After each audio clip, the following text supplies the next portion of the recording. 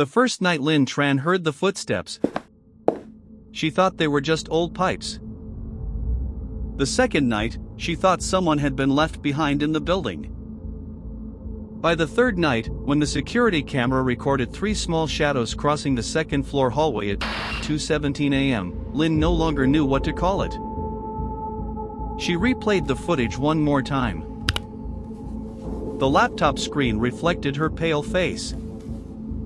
Behind her, the archive room of Cameron House was so quiet she could hear the fluorescent light humming above her head. In the footage, the second-floor hallway was empty. Then a small, low shadow appeared at the edge of the frame. It had no face. No color. It was only a thin strip of darkness, as if someone had cut the shape of a child out of the night itself. The shadow moved slowly. A second one followed. Then a third. All 3 stopped in front of the old sewing room door. For a long time, they did not move. Then the shadow in the middle turned its head. It looked straight into the camera. And the screen went black. It was not a camera failure. It was not the laptop battery. Every light in the archive room went out at once. Lin sat frozen in her chair. In the dark, she heard a very small sound coming from the wall behind her. 3 slow knocks. Clear. Deliberate. As if someone were standing on the other side of the wall. Lin held her breath. Then, from inside the old brick wall, a child's voice whispered in broken English. Don't open the blue door. Cameron House currently operates at 920 Sacramento Street in San Francisco, California, serving the Chinese American community and families in Chinatown. Its history dates back to 1874. According to Cameron House's own historical account, the site was once the Occidental Mission Home, a refuge for Chinese girls. Donaldina Cameron arrived there in 1895 and is remembered for helping rescue thousands of women and girls over several decades. After the 1906 San Francisco earthquake and fire, the original building was destroyed. The structure at this location was rebuilt in 1908 using salvaged brick, with architect Julia Morgan. Lin Tran did not believe in ghosts. She was 28 years old, raised in San Jose, and trained in digital archiving.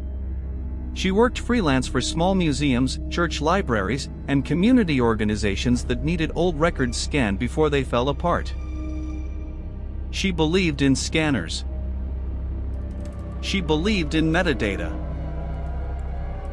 She believed in the smell of damp paper, faded ink, mouse-bitten files, and rusty metal clips that could tear a whole century apart if someone pulled too hard. But she did not believe in ghosts. At least not before she accepted a 3-week contract at Donaldina Cameron House. The job sounded ordinary. Part of the basement and storage area was scheduled for renovation.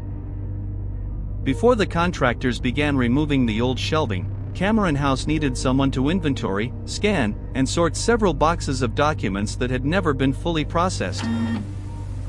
The person who recommended Lin was Mrs. May Lau, a volunteer in her 70s, small in stature, silver-haired, and sharp-eyed.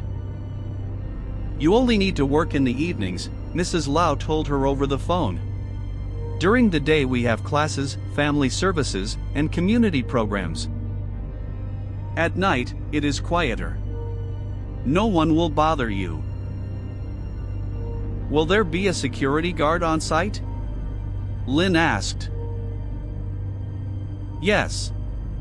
Henry will be downstairs. But don't worry. This house is safe." Mrs. Lau paused. Then she added, "At least for people who do not come here with bad intentions." At the time, Lynn thought the old woman was simply speaking the way old people sometimes did. She did not know that sentence was the first warning. Cameron House stood on Sacramento Street, near the steep slopes that gave San Francisco its unmistakable shape. During the day, the Chinatown streets around it were alive with cable cars, tourists, vendors, roasted duck, steamed buns, and incense drifting from tiny storefronts pressed between old facades. But at night, after the metal gates rolled down and the streetlights threw yellow light across the brick walls, the street became something else. Quieter. Deeper. As if every brick were holding back a story that had not yet been given permission to speak. On her first evening, Lynn arrived at 8:40 p.m. Henry, the security guard, opened the door for her. He was in his 50s, thin, with salt and pepper hair. He spoke very little and carried black coffee in a paper cup everywhere he went. "You're the archive scanner?" he asked. "Yes. I'm Lynn." Henry looked at her for 1 second longer than he needed to. "Do you have family in Chinatown?" "No. My mother was Chinese Vietnamese, but I grew up in San Jose. My family never talked much about that side." Henry nodded. He did not ask another question. He led her through the ground floor hallway and pointed out the temporary archive room, the restroom, the stairs, and the emergency exit. "After 11, you shouldn't go up to the second floor unless you have to," he said. "Why?" "The lights up there flicker." "That's all?" Henry looked toward the stairwell. The second floor hallway above them was completely dark. "That's all." Lynn's workroom was at the end of a narrow hallway behind the offices. It held 3 metal shelves, 2 scanners, 1 long table, and 17 brown storage boxes with labels taped to their sides. Some labels were new. Some were so old the writing had almost melted into the cardboard. Box 03, Donor Letters. Box 07, Youth Programs. Box 12, Mission Home, 1900s. Box 19, Unsorted.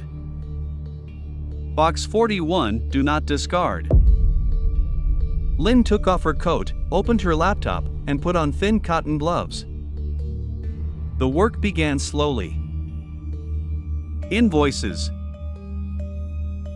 Thank you letters. Community photographs. Meeting minutes.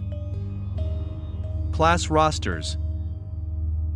Near 11:30 p.m., she opened box 19. The moment the lid came off, a faint burnt smell rose into the room. It was not the smell of damp paper. It was not mildew. It was ash.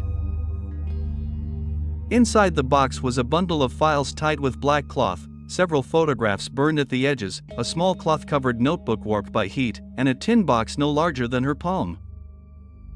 A piece of paper had been taped to the lid of the tin box. The blue ink had faded, but the handwriting was still readable. "Do not open unless family is present." Lynn frowned.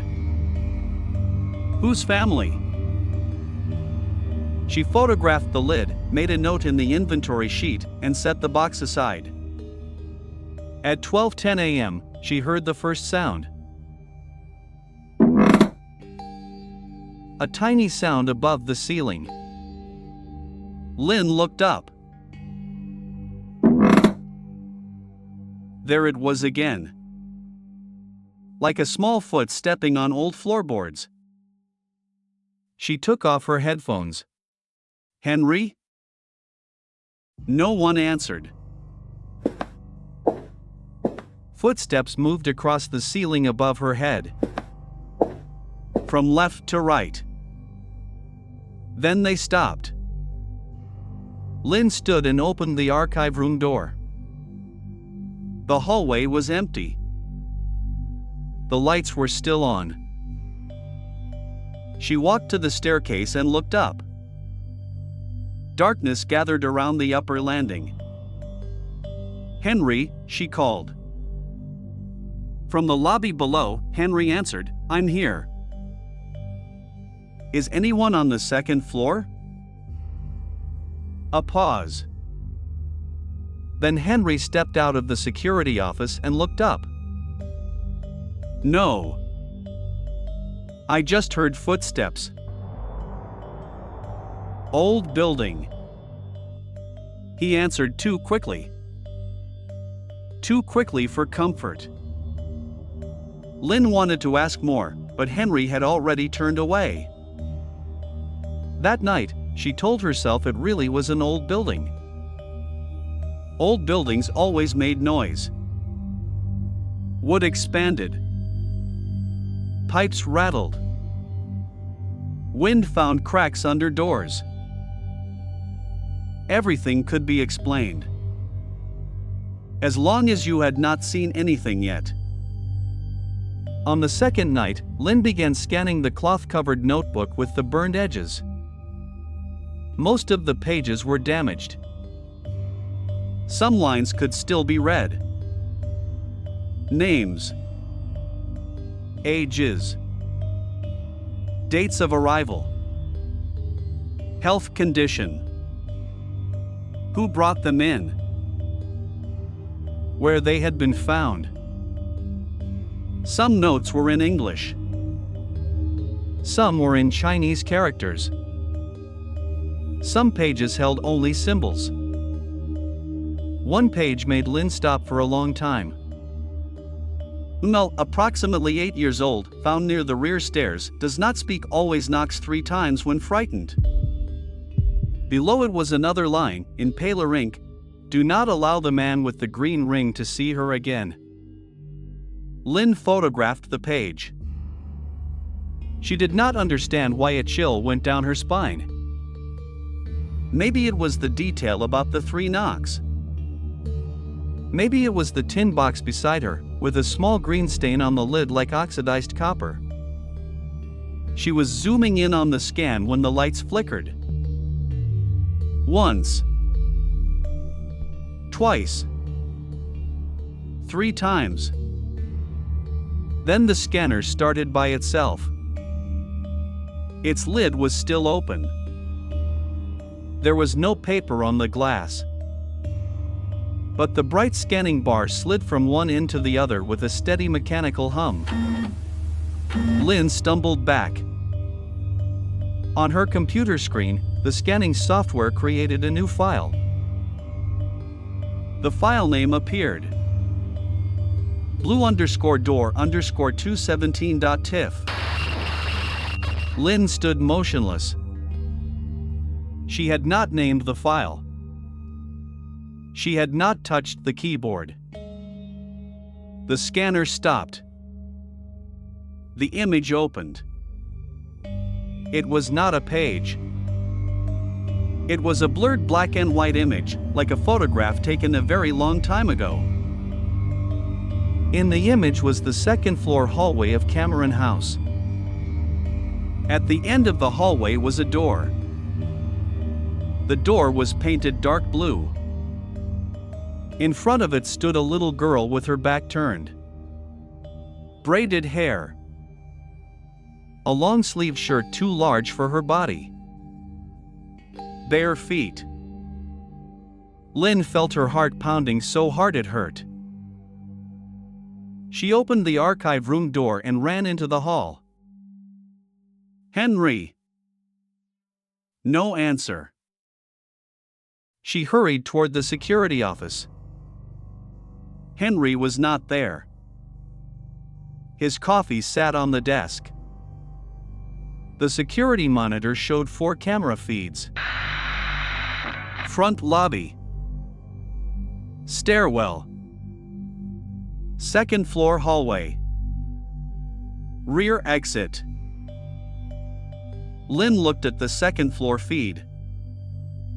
On the screen, there was a blue door. She was certain Henry had not shown her that door. And in front of it, a little girl stood with her back to the camera. Lynn stepped back. The image on the monitor distorted. The little girl slowly turned her head. At the exact moment Lynn was about to see her face, the entire monitor went black. Behind her, from the hallway that led down to the basement, 3 knocks sounded. The next morning, Lynn called Mrs. May Lau. She did not tell her everything. She only said there were strange documents in box 19 and asked about the blue door. On the other end of the line, Mrs. Lau stayed quiet for a long time. "Where did you see it?" she asked. "On the 2nd floor. Through the camera." "You did not open it, did you?" "No." "Good. Mrs. Lau, do you know that door?" There are things in old houses that should not be awakened until we understand why they were asleep. I can't do this job if everyone keeps hiding things from me. Mrs. Lau sighed. "Come by my apartment tonight before you start work. I will show you something." Mrs. Lau lived in a small apartment not far from Stockton Street. On the kitchen table, she had set out hot tea and an old envelope. Inside the envelope was a copy of a black and white photograph. Cameron House, decades earlier. In front of the entrance stood a group of women and girls. Some looked at the camera. Some looked down. A white woman stood in the middle, straight-backed and severe, her face steady and unsmiling. "Donaldina Cameron," Mrs. Lau said. The girl she helped used to call her Lo-Mo. The old mother.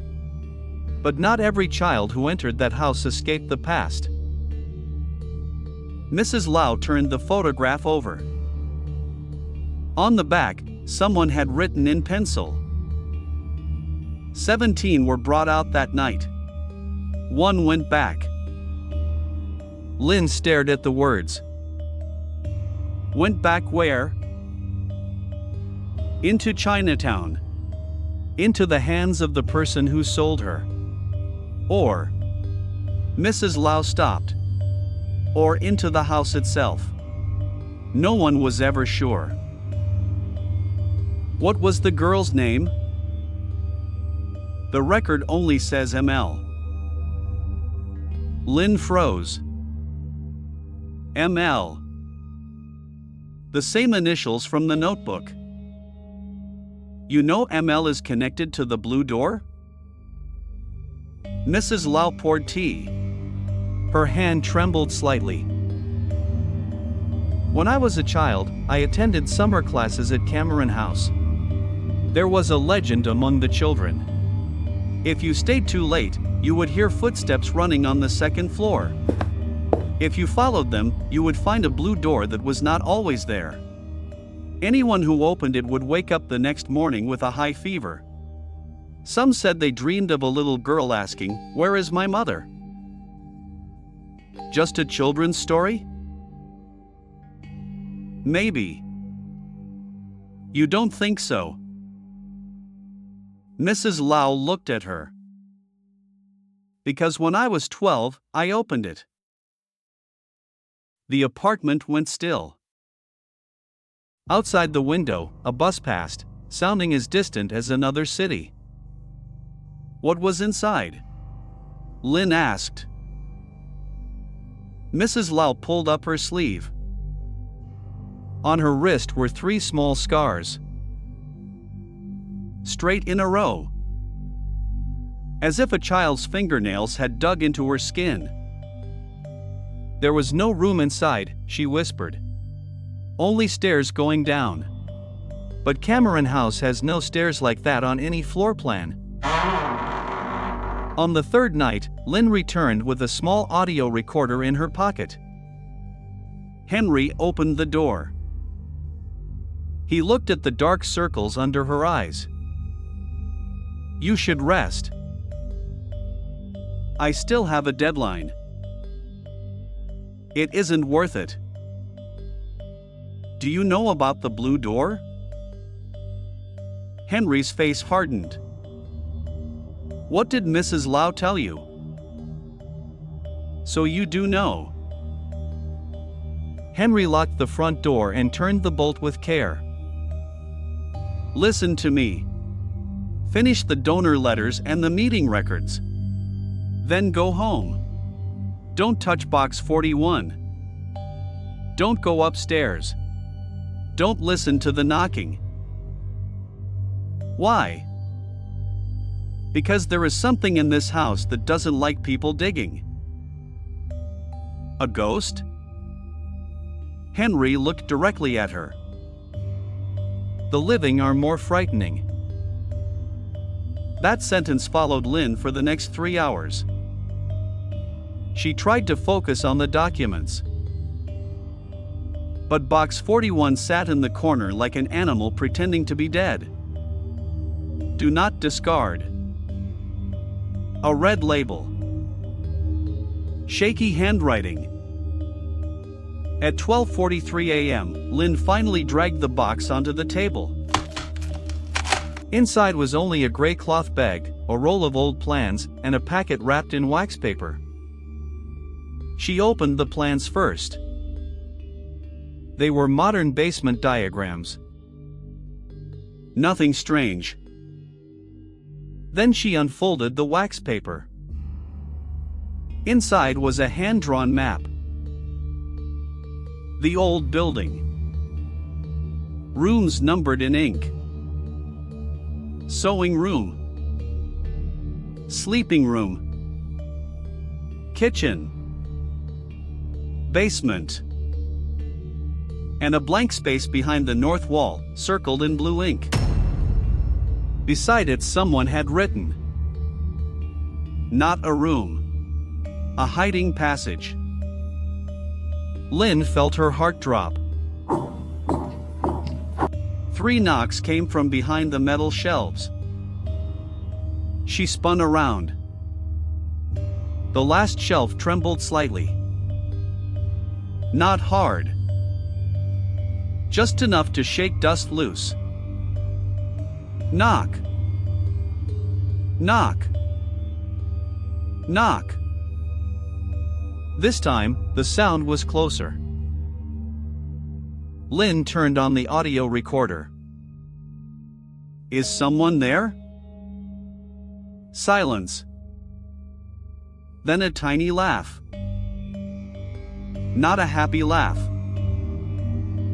The kind of laugh a child makes when she is trying not to cry. Lynn backed into the table.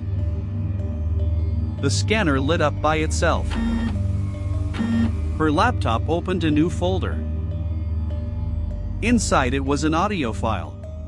217.wave. Lynn did not remember recording it. She pressed play. At first there was only static. Then footsteps. Many footsteps. Small. Bare. Running fast over wooden floorboards. Then a woman's voice whispered, "Count again." Do not leave anyone missing.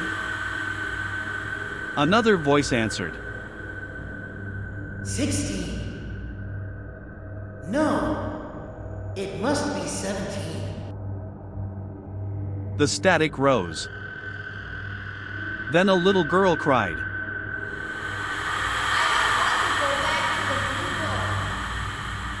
Lynn stopped the file.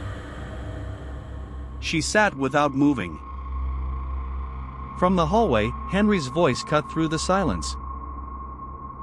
You opened box 41, didn't you? Lynn turned. Henry stood in the doorway. His face had gone pale. I was only inventorying it. You don't understand. Then explain it. Henry stepped into the room and looked at the hand-drawn map on the table. He reached for it. Lynn held it down. You want to hide it? I want you to live in peace. What's in there? Henry closed his eyes. Not every record should be made public. Some families changed their names. Some people spent their whole lives trying to forget that they were bought, locked away, and dragged out from under beds. You open all of it again, and who do you think you're saving? But there was a missing girl named Mel. Henry's mouth twitched. Who told you that? The records. The records burned. Not all of them. In that moment, Lynn understood. Henry was not afraid of ghosts. He was afraid of records. You know who ML was, she said. Henry stared at her for a long time. Then he said, if you hear a child's voice call your name tonight, do not answer. Why? Because in this house, names are not just used to call people. Sometimes they are used to keep people from leaving. He turned away. Go home before 1 o'clock. But Lynn did not go home. And that was the mistake that almost kept her from ever leaving Cameron House. At 1:37 a.m., the whole building seemed sealed under glass. Lynn sat in front of her laptop, but her eyes kept drifting to the door. She had texted Mrs. Lau. No response. She had also texted a friend who worked at a museum and sent a photograph of the hand-drawn map. The message showed only one check mark. It had not been delivered. The building had no signal. At 1:49, the hallway lights went out. At 1:53, the scanner began to run. No paper. No command.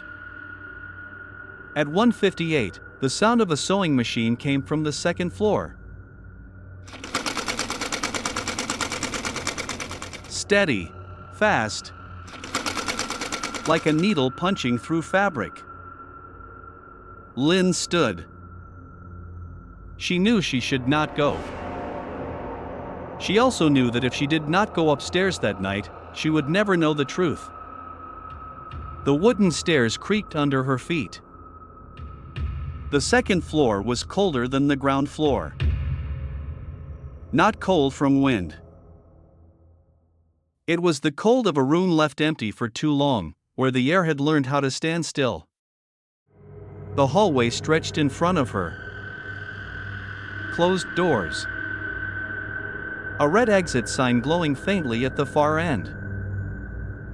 The sewing machine sound came from the third room on the left. The old sewing room. Lynn pushed the door open. The room was empty. There was no sewing machine. Only a few wooden tables pushed against the wall. But across the dusty surface of one table, a single red thread had been stretched from the window to the corner of the room. Lynn walked closer. The thread disappeared into a narrow crack between two wooden wall panels. She touched it.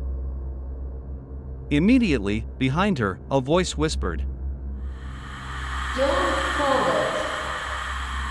it. Lynn turned. A little girl stood in the doorway. Braided hair. A long-sleeved shirt too large for her body. Bare feet. Her face was almost entirely covered by shadow. Only her eyes were visible. Dark. Deep. Wet. Lynn could not breathe. Are you ML? The girl shook her head. Then who are you? The girl pointed at Lynn's chest. I am inside your name. The sewing room door slammed shut. Lynn rushed to the handle and pulled. It would not open. Behind the wall, the knocking began. Not 3 knocks anymore. Many.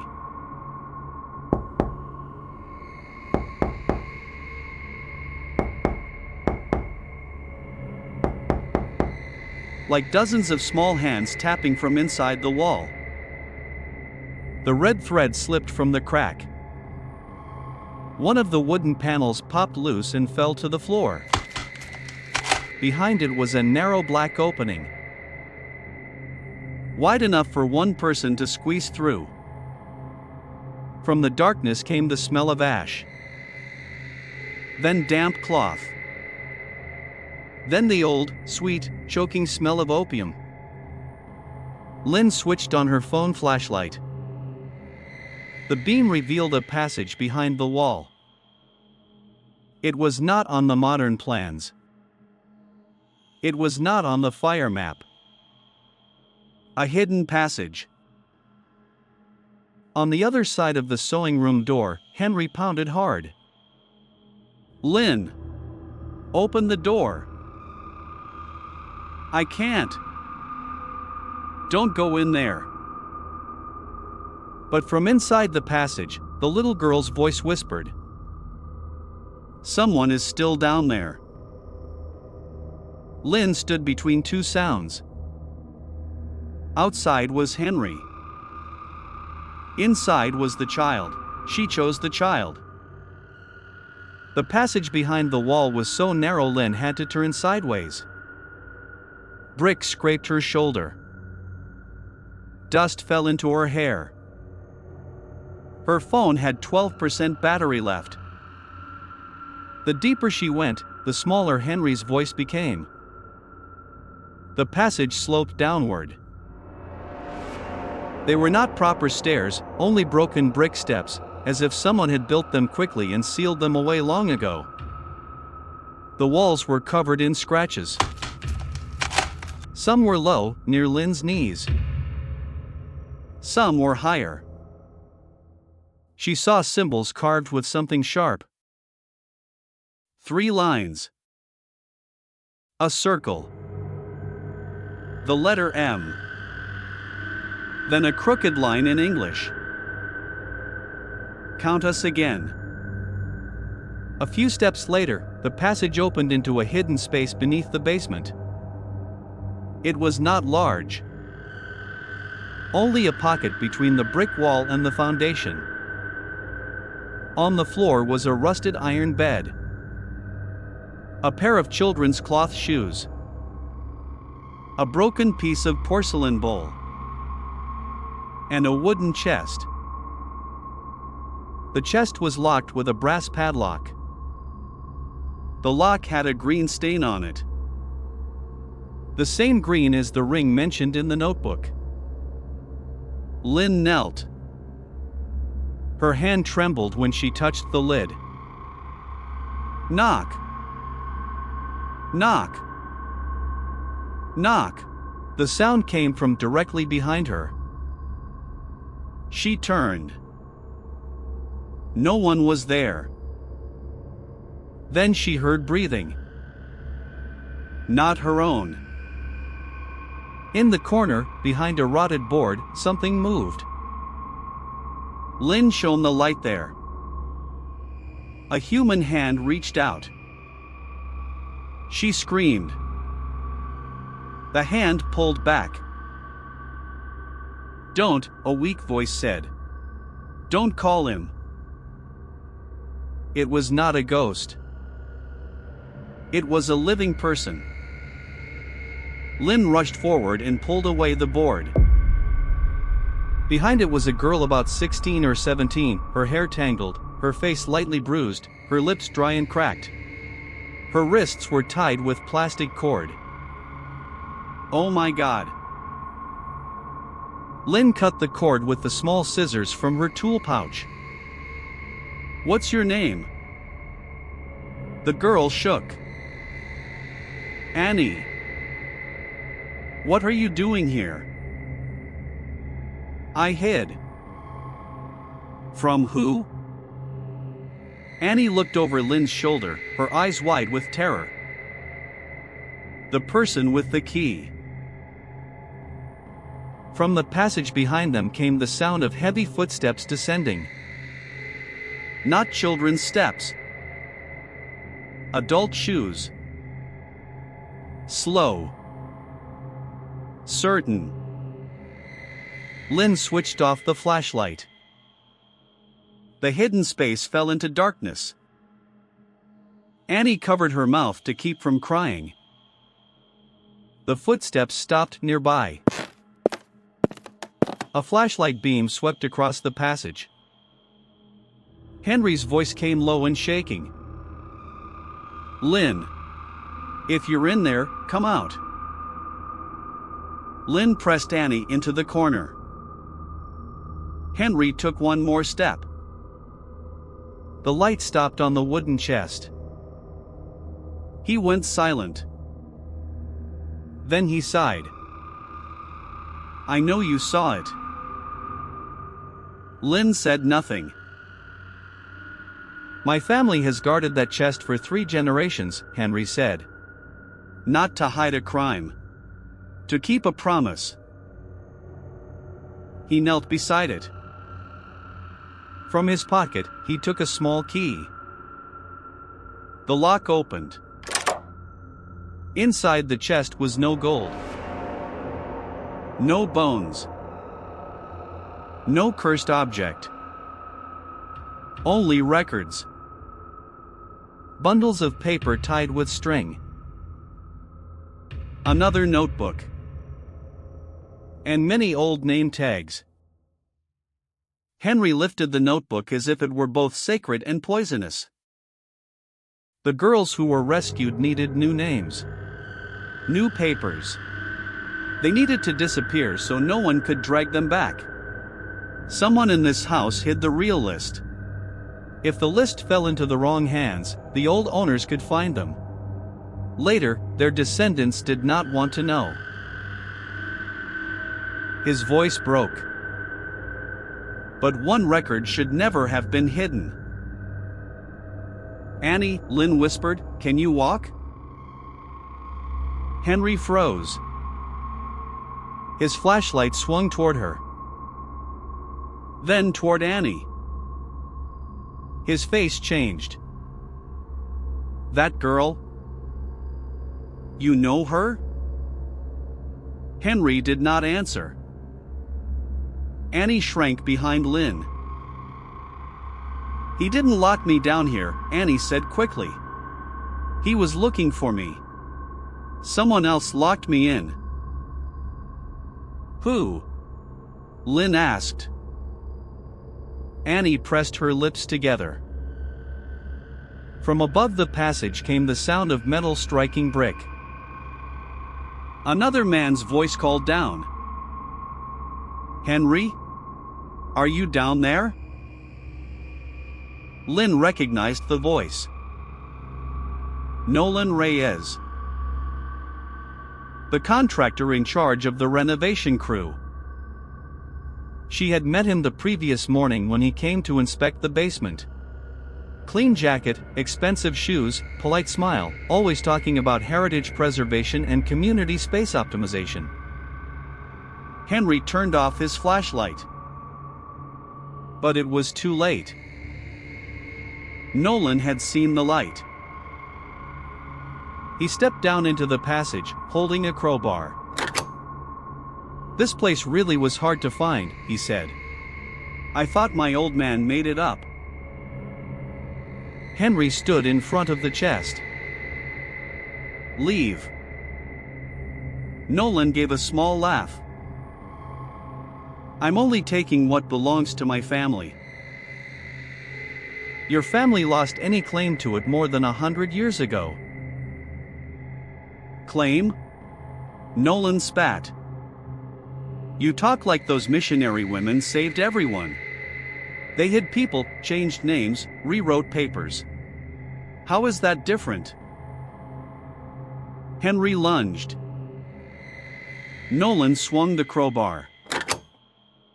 Metal struck Henry's shoulder with a dry crack. He fell. Annie screamed. Lynn pulled Annie toward the passage, but Nolan blocked the way. "You're the one scanning documents, right?"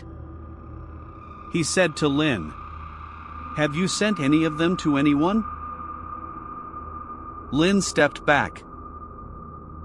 "You locked Annie down here?" "The girl saw me open the wall. She shouldn't have been curious." "What are you trying to take from the chest?" Nolan looked at it. "One page. That's all. A page proving one girl never left this place. If that comes out, this building becomes a scandal. Donors pull away. The project stops. The property falls into other hands." "Your hands?" He smiled. "The living are always more practical than the dead." The moment he finished speaking, the sound of a sewing machine began behind Lynn. Tack, tack, tack, tack. There was no sewing machine in the hidden space. But the sound grew louder. Then the footsteps began. Not one pair. Many. Running over brick. Running around them. Running inside the walls. Nolan swept his flashlight wildly. "Henry, what are you doing?"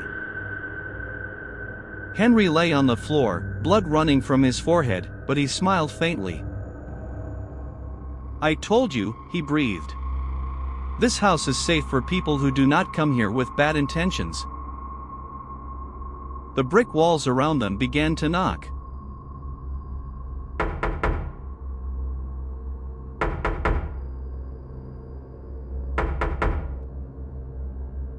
Nolan covered his ears. "Stop it." His flashlight flickered. In the flashing light, Lynn saw them. Small shadows filled the passage. No clear faces. No clear clothes. Only thin children standing in silence, hand in hand. In front of them stood the little girl with the braids. She looked at Nolan. Then she pointed at the crowbar. The metal in his hand turned red hot, as if it had just been pulled from a furnace. He screamed and dropped it. Lynn seized the moment, grabbed Annie, and ran past him. Henry forced himself up and blocked Nolan's path. The three of them ran back through the hidden passage. Behind them, Nolan screamed. Then his scream was swallowed by the knocking. 3 knocks in every rhythm. Not fast. Not slow. Like a sentence being passed. The police arrived close to 3 in the morning. Annie was taken to the hospital.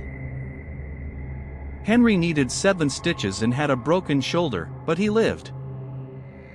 Nolan was found unconscious in the hidden space. A patch of hair at his temple had turned white. When he woke, he could only repeat one sentence, "Only 16. I counted only 16. No one understood. Only Lynn understood. Because she had heard the audio file. 16. No. It must be 17. Inside the chest, police and Cameron House leadership found many old records, most connected to changed names, protected identities, and the relocation of rescued girls. Some documents were too sensitive to release. Some were turned over to preservation specialists. The smallest notebook was the one Mrs. Maylau asked Lynn to scan in the presence of witnesses. "You came this far," Mrs. Lau said. "You should be the one to read it." Lynn did not want to. After everything that had happened, she wanted only to go home, take a long shower, sleep for 3 days, and never hear a scanner again. But when Mrs. Lau placed the notebook in front of her, Lynn knew the story was not finished. The notebook was small and covered in blue cloth. The edges were burned. On the first page, someone had written, "Names that must not be lost." Lynn turned the pages. Some names had been crossed out. Some had new names written beside them. Old name. New name. Destination. Receiving family. Condition after 1 year. After 2 years. After 5 years. Then she saw the initials. ML. Her heart stopped for 1 beat. Mel, approximately 8 years old, found inside the wall after the night of the fire.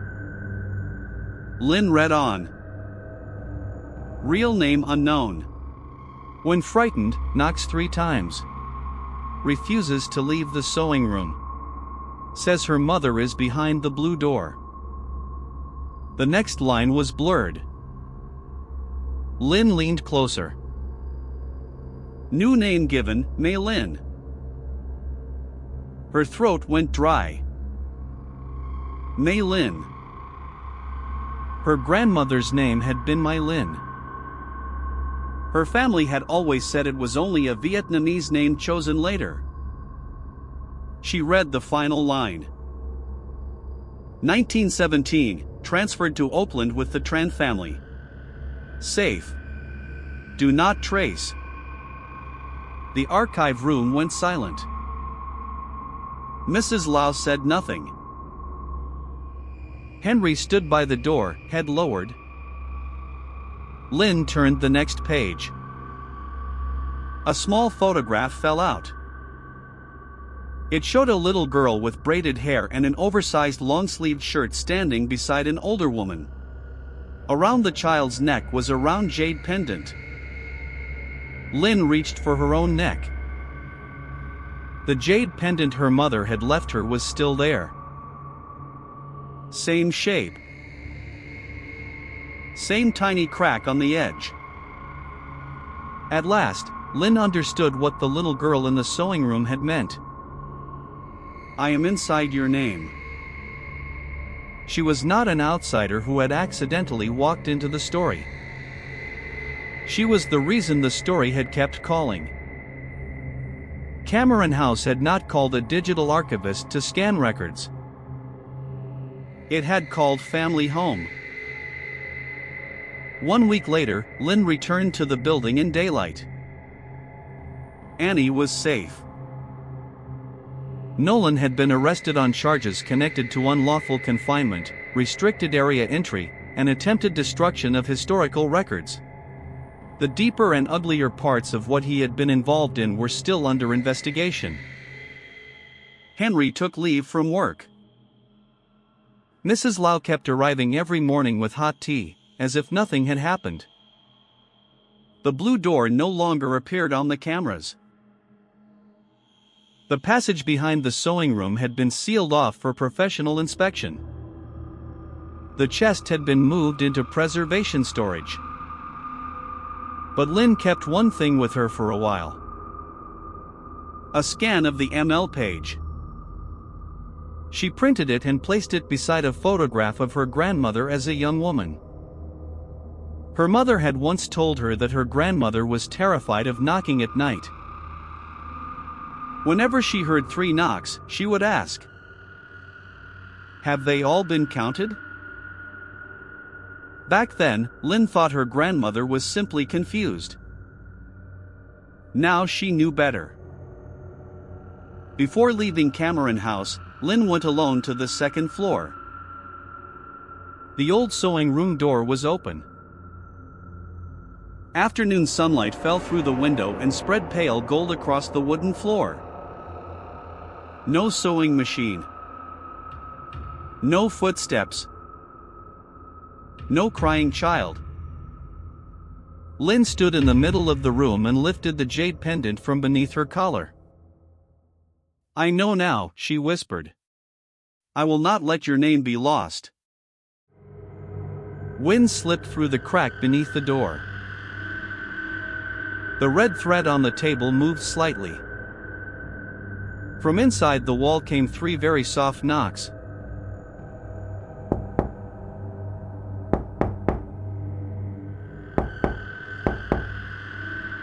Not a plea for help. Not a warning. More like a greeting. Lynn smiled, her eyes burning. She turned toward the door.